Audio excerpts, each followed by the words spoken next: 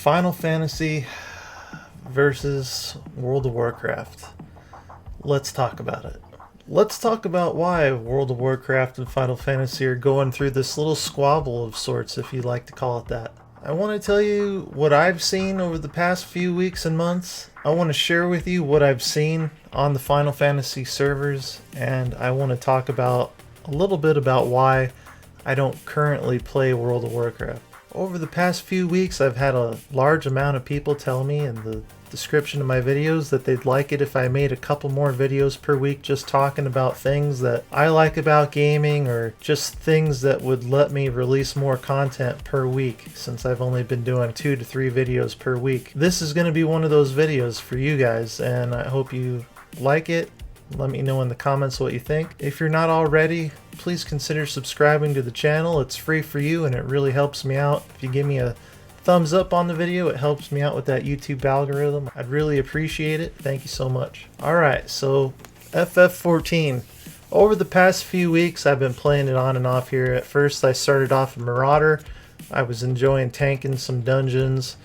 One thing that I've noticed about Final Fantasy XIV over the past few weeks is that it really doesn't start as a game for the player until you hit around level 20.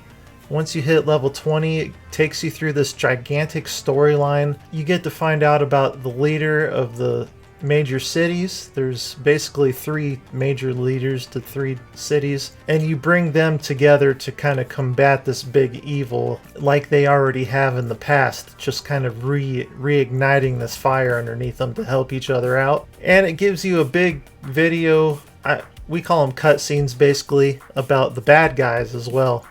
This ancient war that they went through, all this is explained to you right around the time you hit level 20. After playing through the Marauder class for about a week and a half or 2 weeks, I then switched gears and decided, you know what, I think I actually want to play a healing class. Like I almost always play a healing class in almost every MMO I play, especially if I have some buddies that are logging in with me. It's basically my favorite class to play. So I re-rolled the healer class. I went ahead and started leveling up the healer. I went through the whole, instead of doing like all the little side quests and stuff with my characters, I basically just stuck to the major storyline, and you have the option to do that. You level up quick enough, especially if you pick the correct server. For quote-unquote new players, you can pick servers that give you a gigantic experience boost, and it'll tell you which one of those servers is available at the time.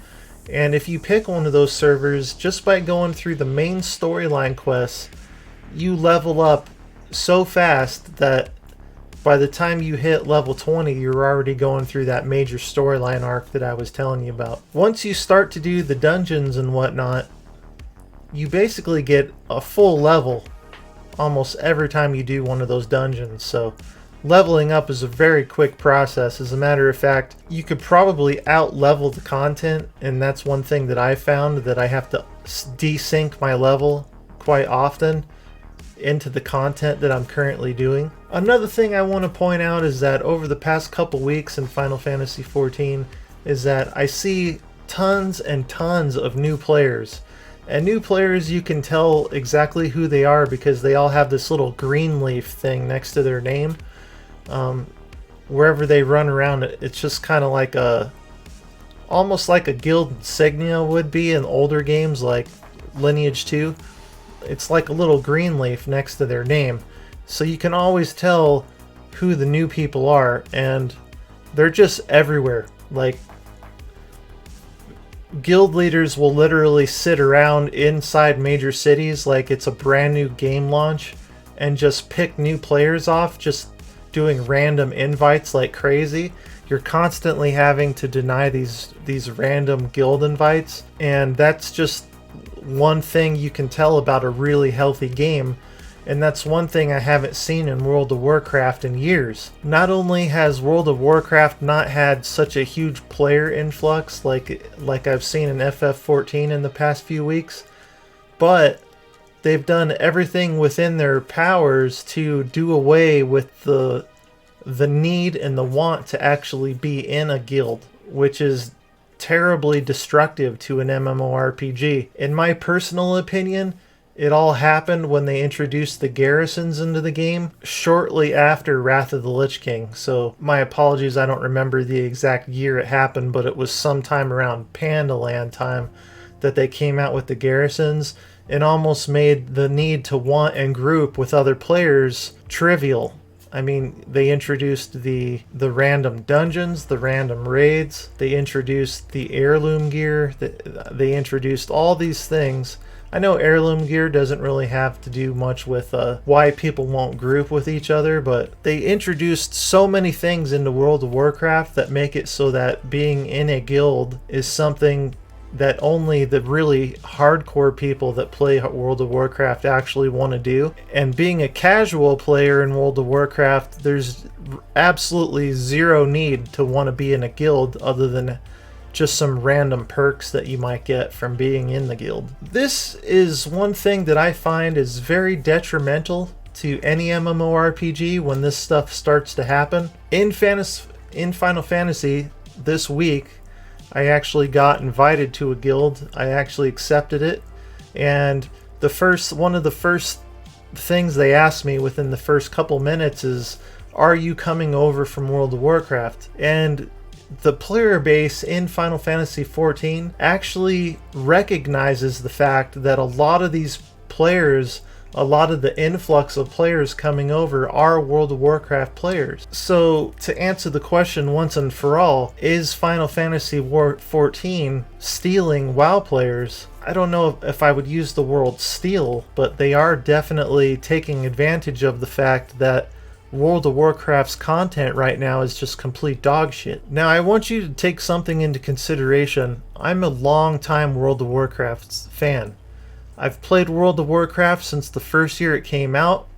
I've played every single class in World of Warcraft except for the Demon Hunter. I've had a max level character in every single expansion except for Shadowlands. I've been a guild leader of over 150 players at once in Wrath of the Lich King. There's basically nothing I haven't done in World of Warcraft, and I've thoroughly enjoyed my time playing it.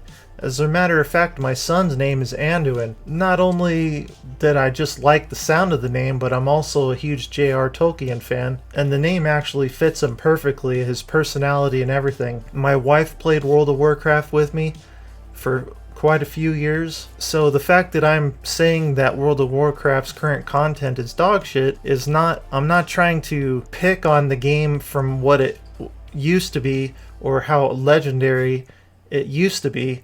It's just that I personally don't like the content and the direction it's gone in right now. And one of the major reasons for that is because I don't appreciate all the different timelines that World of Warcraft constantly keeps throwing you in different timelines. Every time you turn around, you're in a different timeline. Like, if you tried to make a video on all the different timelines about World of Warcraft, it would literally take you hours, and you'd have to sit there for weeks trying to figure it out.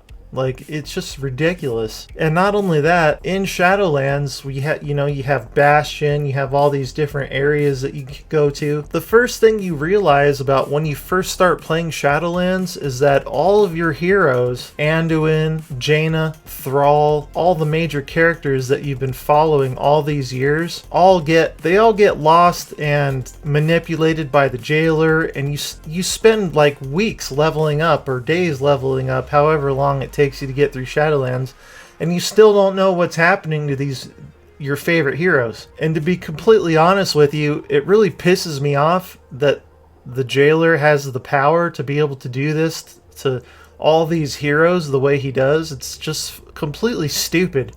I think it's the worst written story World of Warcraft has ever come out with in the history of WoW. Another thing that pisses me off quite a bit is that for the Alliance right now, who do we have running it? We have Gen Greybane. The guy's a total douchebag. He made every decision you could possibly make wrong as a leader, almost to a disgusting level. The guy's completely incompetent. And then we have Bolvar Fordragon, who literally gets his ass kicked within 30 seconds by Sylvanas. And he's the Lich King. I mean, it's freaking retarded. It's like she just jumps to the top of the ice crown she just lands up there at the top, and she's just like, hey, it's time for the final boss. I mean, what happened to having to work your way up through the levels like we all had to do for like weeks and weeks on end to get our gear and stuff, you know?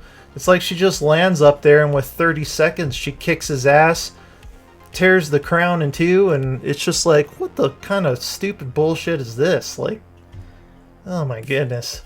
There's so many things. I could just go on and on for hours and hours on how dog shit this Shadowlands content is. It's just ridiculous. Another thing about World of Warcraft that doesn't make any sense, and I mean they asked for it when they did it, is the fact that when you start a new character, you're basically skipping over a decade of content and going directly to the worst content that was ever made in World of Warcraft. If you want to level up in Classic World of Warcraft, you can do that. If you want to level up in TBC, you can do that.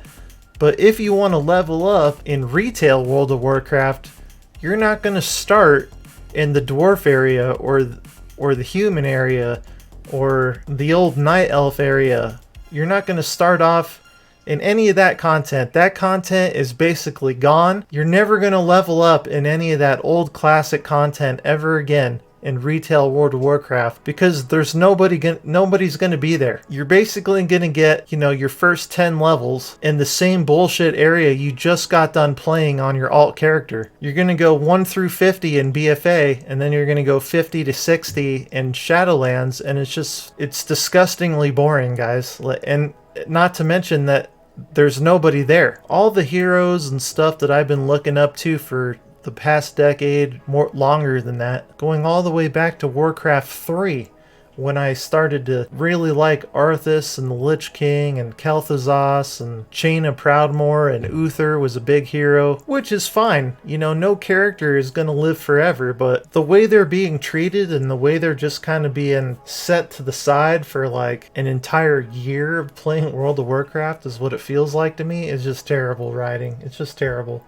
That's only my opinion, but, you know, let's face it, the numbers don't lie. When I log on over to Final Fantasy XIV and I see new people running around like they're locusts, and you go make a new character over in World of Warcraft and it's literally like a ghost town, there's a reason for that. It's because the content is just terrible. You can only go on so many mount runs before you get tired of it. Another thing, guys, there's a reality that both Final Fantasy XIV and World of Warcraft are going to have to face here in the next 6 months. There's a plethora of new MMORPGs that are about to hit the table, and when these open up, when these finally get distributed to the US and the West basically, and some of them are brand new MMORPGs that will be distributed in the West and the East, so this is not the time to be slacking.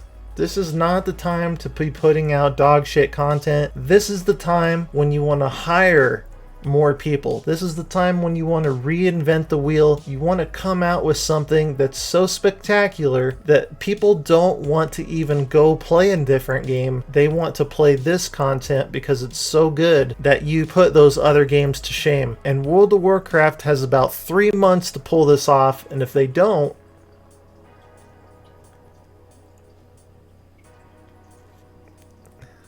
you know, in the end, guys, this reminds me so much of so many other MMORPGs I've played over the course of my lifetime.